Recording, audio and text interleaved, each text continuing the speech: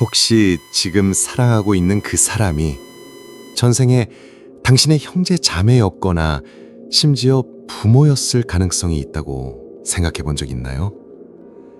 만약 그런 느낌이 스쳐간 적이 있다면 그건 단순한 우연이 아닐지도 모릅니다. 어쩌면 당신의 영혼이 말로 표현되지 않은 오래된 기억을 속삭이고 있었는지도요.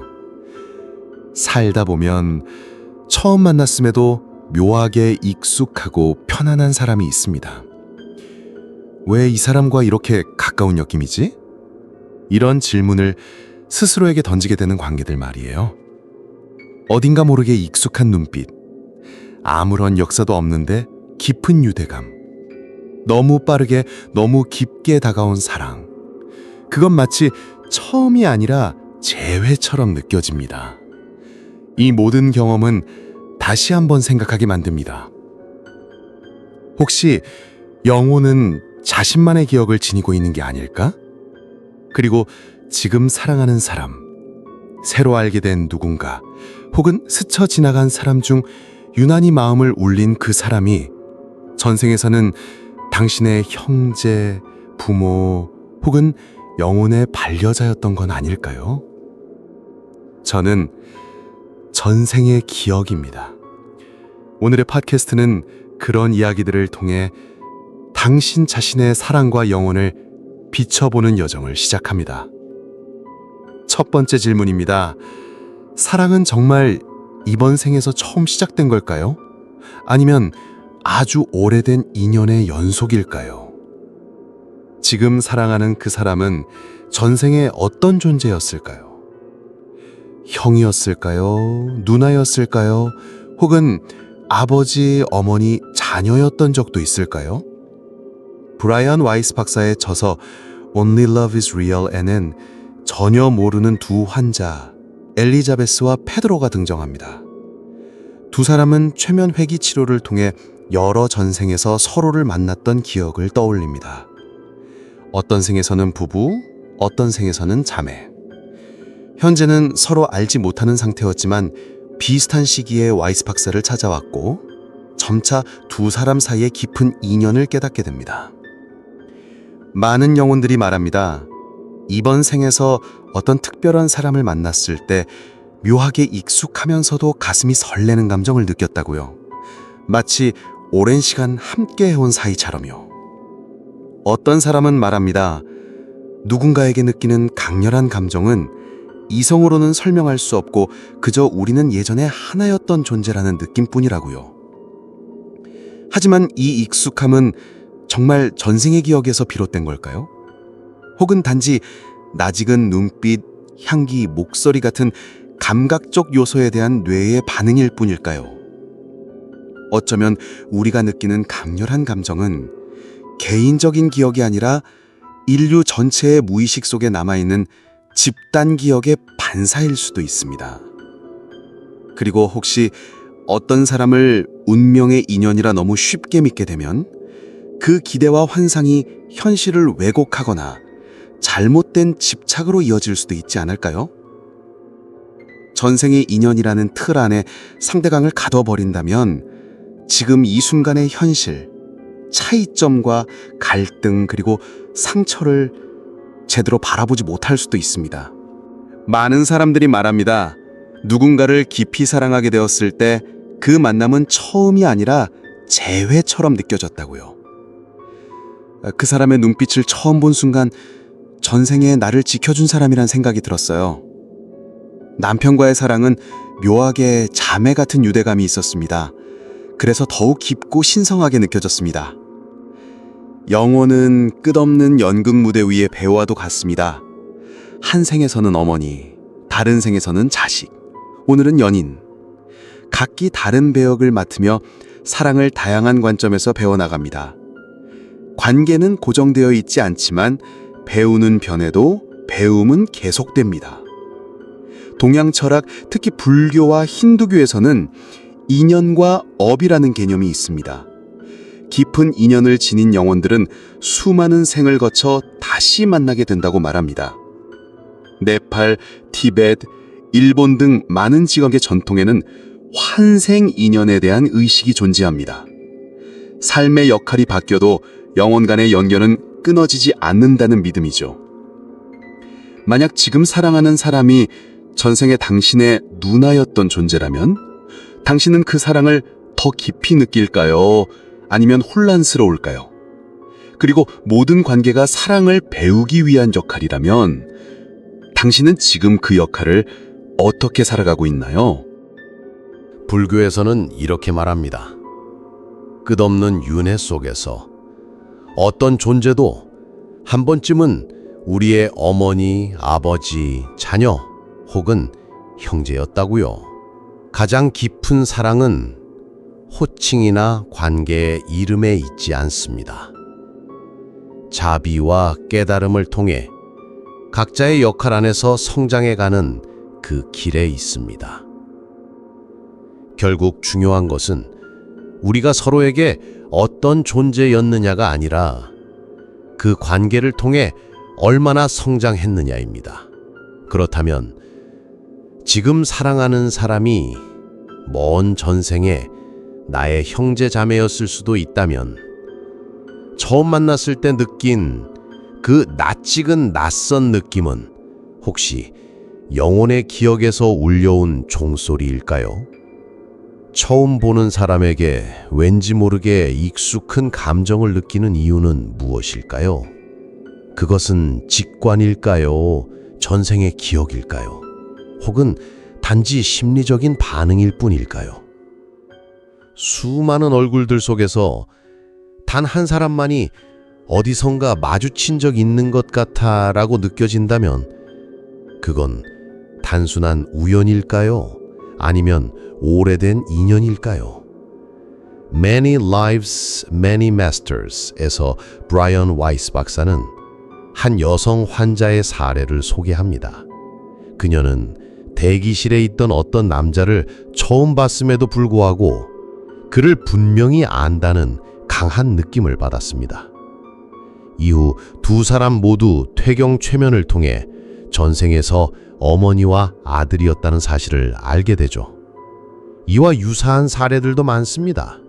처음 보는 사람에게 이유 없는 친밀감이나 감정을 느끼고 최면을 통해 전생의 연결을 발견하는 경우들입니다. 영혼들은 말합니다. 전생에서 인연이 있던 사람을 다시 만났을 때 마음 한 구석이 특유의 떨림으로 울린다고요. 이성으로는 설명할 수 없고 그것은 이미지의 기억이 아닌 감정의 기억이라고요. 그 사람의 눈빛, 목소리, 미묘한 표정 속에서 내 영혼이 불린다는 느낌을 받게 됩니다. 마치 집에 돌아온 듯한 평온함처럼요. 물론 이 익숙함은 데자부 현상일 수도 있고 기억 속 향기, 눈빛, 소리 같은 요소에 우리의 뇌가 반응하는 결과일 수도 있습니다. 혹시 우리는 이 감정을 너무 이상화하고 있는 것 아닐까요? 단지 심리적인 반응을 전생의 인연이라 단정 짓는다면 오히려 지금 이 순간을 놓쳐버릴 위험도 있는 거 아닐까요? 하지만 많은 이들이 낯선 사람에게 소름이 돋는 듯한 전율, 말로 설명할 수 없는 평온함, 혹은 벅찬 감정을 느꼈다고 말합니다. 첫눈에 알았어요. 그 사람은 어딘가의 폭풍 속에서 한 번은 저를 안아줬던 존재라는 걸요. 그 얼굴은 기억나지 않지만 제 마음은 그를 알아봤어요.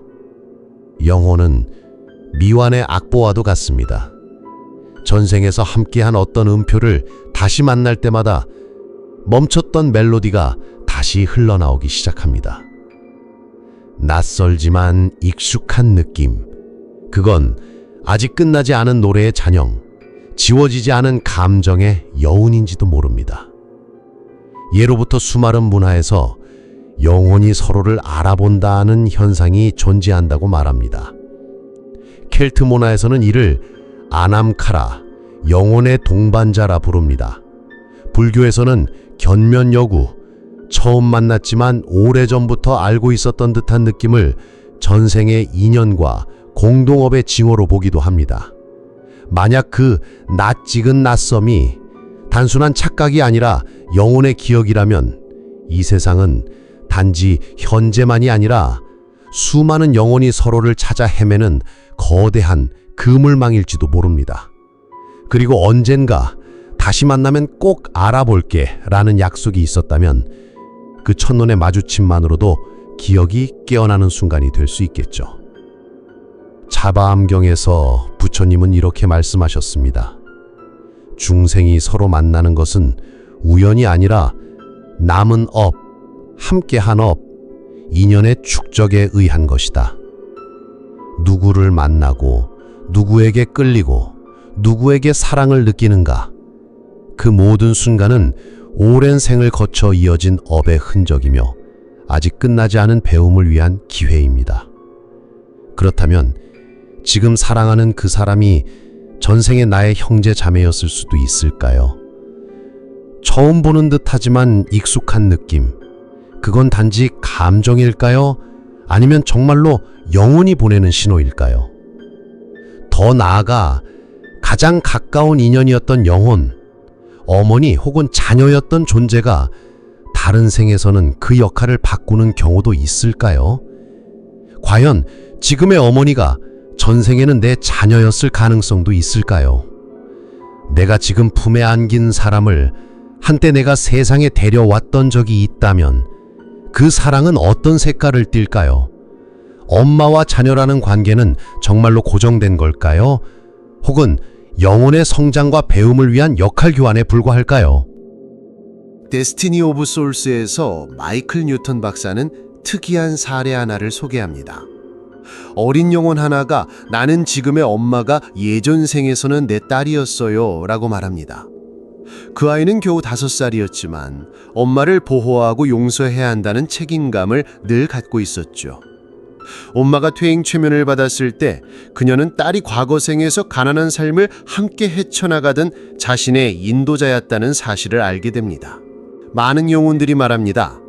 부모가 되었다가 자녀가 되고 자녀였다가 조부모가 되는 이 역할의 전환을 통해 겸손, 책임, 그리고 용서를 깊이 배우게 되었다고요.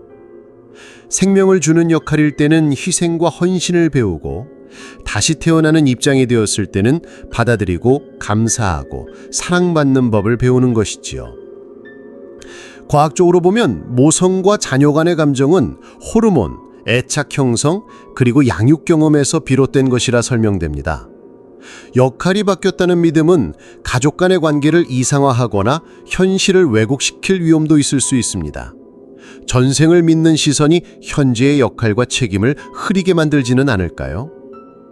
많은 이들이 이렇게 말합니다. 우리 집 아이는 나이에 비해 너무 어른스러워요. 가끔은 아이가 저를 가르치는 것 같아요. 어느 엄마는 이렇게 고백했습니다. 3살 된 아들이 가끔 저를 바라보는 눈빛이 인생을 오래 산 어른 같았어요. 어느 날은 제 어깨를 두드리며 예전 어른들이 하던 위로의 말을 그대로 해주더군요. 또 다른 여성은 이렇게 나눕니다. 첫째 딸을 임신했을 때 오래전에 돌아가신 어머니가 종종 꿈에 나타나셨어요. 제 배를 쓰다듬며 미소 짓는 모습으로요. 그 아이는 어머니와 똑같은 점을 갖고 태어났고 아이의 눈빛을 볼 때마다 저도 모르게 눈물이 났어요. 누군가는 이렇게 씁니다. 나는 어머니를 다시 품에 안았어요. 딸이 엄마라고 부르기 시작한 그 순간부터 그건 단순한 기억이 아닌 제 가슴속에서 뭔가 깊은 것이 되살아나는 느낌이었죠. 영혼은 마치 빛의 씨앗처럼 매 생마다 서로 다른 땅에 심어집니다. 오늘은 당신이 뿌리, 내가 꽃, 내일은 내가 줄기, 당신이 가지. 주는 것도 받는 것도 역할이 바뀔 뿐 사랑은 그 과정을 통해 자랍니다. 베트남 전통 민간설화에도 며느리가 시어머니를 다시 낳았다 혹은 외할아버지와 똑같은 점을 가진 아이 같은 이야기가 전해집니다. 불교와 힌두교에서는 윤회와 공동업이라는 개념을 통해 영혼이 서로의 배움을 완성하기 위해 자주 역할을 바꾼다고 봅니다. 티베트 불교에서는 전생의 라마를 아이로 다시 찾아내는 전통도 있습니다. 만약 어머니가 전생의 당신의 자녀였다면 혹은 그 반대였다면 지금보다 더 따뜻하게, 더 관대하게 사랑할 수 있을까요? 완전하지 못했던 순간들을 용서하고 받아들일 수 있을까요?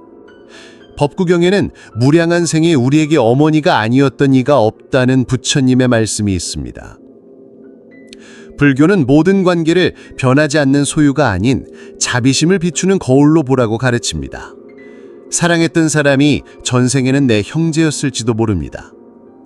낯선 사람의 눈빛이 묘하게 익숙해 보이는 것도 말로 다하지 못한 기억의 올림일 수 있습니다.